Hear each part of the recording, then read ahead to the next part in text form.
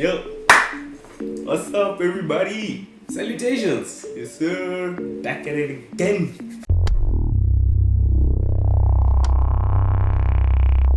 Reacting to watching some why women secretly hate each other. Ooh, this is a woman saying this, by the way. Coming from the actual source. So I agree with her. I want to see why I agree with her as well. Yeah, man. So without further ado, Mikey, let's get into it. Hi guys.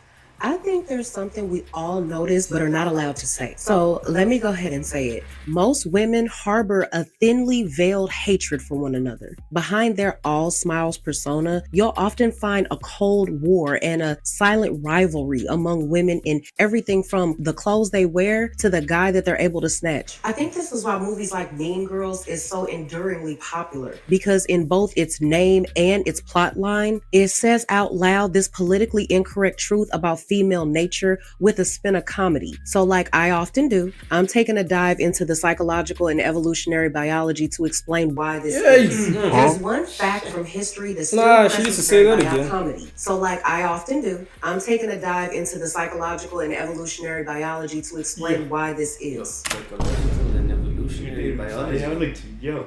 So this is going deep. Going in, bro. Yo, right, she took geography, biology, psychology, and to make a 4-minute video. Hey, let's see. Let's see. There's one fact from history that still presses on us today. Women are a lot less hierarchical than men are, meaning women tend to see their group dynamics on a more equal level in both status and authority. Men, however, have always been defined by their hierarchies. From hunting thousands of years ago to running modern day corporations, the need for survival demands that men arrange themselves into a chain of command to get the job done. But where it gets interesting is that even women are more willing to accept the authority of a man over another woman. This is perfectly reflected in a Gallup survey back in 2014, which revealed that more than 39% of women outright say they prefer a male boss at work rather than a female one. And just speaking from a personal perspective, when I was working a job like a 9-to-5, I always preferred a male boss. The majority is about 61% prefers women to be in charge. Yeah. So, but then there's a disparity. It is, but I want to know what the point is, because majority rules here. Yeah, true. For a female to have a female boss, there will be conflict, because at the end of the day, they're same gender. There's no, as she said, there's no hierarchy that they follow. They see all women as equal to other women, and they're bound to butt heads, don't you think? Yeah, that's the flop. That's the thing. That's the flop. Like if the Don't you think it should be more women preferring a male boss? yeah, it should. But I feel like with feminism and how the world is turned now, Oh yeah. it's more prevalent that females want to be governed by a female. Yeah, you're right. These numbers have only recently started to shift due to a lot of societal pressures in the Western world, but they still remain a reality in most other societies. Do you see how this creates two forms of competition? Women, with this more egalitarian view of themselves, makes them less likely to accept the leadership from another woman. This is also why small attempts to one-up each other creates a friction that simmers into hidden jealousy and hatred inside. Have you ever heard of what's sometimes called the queen bee syndrome? Any woman who's worked in a female-led environment can attest to this. The girl boss is often ironically the one belittling and excluding other women in the workplace, almost trying to guard her leadership position like a queen bee. A woman that finds herself in a position of authority over other women isn't so eager to let those other women climb that same ladder and challenge her. And as the gap between their status widens, the mask of empowered feminism drops and the hidden bitchy behavior starts to strongly manifest in an effort to bring other women down. And how does this pan out? I remember Jordan Peterson once made a really great point about female antisocial behavior. Women take the route of innuendos, gossip, and reputation destruction as a primary channel for their anger and despise. Now, what's unique about this is it's often hidden in plain sight. Unlike further anger, Just take a second to read that. Soak every bit of it in. Hey, man. While you're at it, grab yourself some water. Soak this in, buddy. Some dehydrated people out there. Y'all need some water. And yesterday it was public holiday. Happy Women's Day, by the way. Watching this after Women's Day is crazy. But anyways, and today is Saturday, and I know someone's gonna get pop drunk today and vomit at a club somewhere. Because he didn't drink water. Because he didn't drink water. Hydrate before you hydrate on others. You know what I'm saying? Unlike men who have the threat of physical violence behind every level of conflict, women that hate each other take the covert route, spreading rumors, sending up a bad report, subtle insults, and social isolation. But I won't lie, bro. Their ways of dealing with their conflict is dangerous, bro.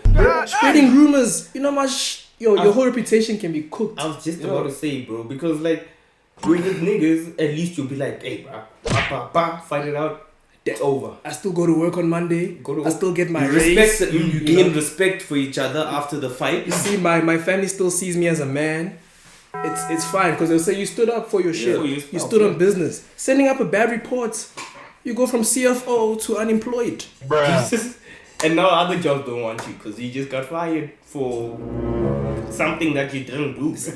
That's the biggest difference I see in this is that the ways females deal with conflict is ruining the other female's life through rumors and this. As with gents, we just want to duke it out at the end of the day. Like, okay, let's fight. Then there's no ruining of lives or anything. You'll find a ring, box it out. You'll even find after the boxing match, you guys are fine. You guys are like, you even friends now after the fight. Because, you know, you sorted out your emotions, right? It's this brewing toxic pot that keeps simmering, sometimes ending in a rare but all-out catfight. Men, on the other hand, can hardly afford to be their own enemies. Men, whether it be on the front lines of war or the boardroom of a dying company, they would rather defer their authority and follow the lead of a more competent man if it's for the greater good. And in the event a disagreement does happen between them, due to the very real threat of each side having the ability to completely destroy each other because both sets of men have innate physical strength, issues usually maintain a certain level of decency until their final moment. This hard line doesn't exist to the same degree among women. So when I say that women hate each other, that's what I mean. Unlike men who can throw punches at each other but then laugh it out later, female antisocial behavior spills over in the atmosphere and seeps into every single fabric. From tones to gestures to choice of words, it goes unnoticed but yet infects their behavior and interaction very discreetly. And most often it stays in that state because this festering anger, jealousy, and bitter competitiveness never gets an opportunity to release its pressure. So with that being said, until the next video, I'll see you guys later. Bye. Boom. Alright, you guys agree with it? Basically, women are sour. They can't have healthy rivalry or healthy competition within workplaces. Now when a guy like me says these things, oh, women hate each other, I'll get bashed. I'll get bashed, bro. Look now when we watch a proper video, someone actually saying, a woman saying it, bro. But you know what I noticed, bro? When they're young, most of them are naive to this thing. Then as they get older, get more life experience. Because this one, I'm sure, she looks like mid-30s. Yeah. I could be wrong, but she looks mid-30s. So she has a bit of experience, some mileage there.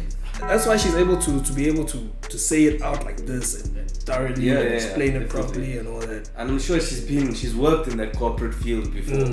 She's seen how poisonous work environments can turn into if shit hits the fan with the girl bosses. See that? But and on that note, we just want to check that out. It was an interesting title. Share some of our thoughts.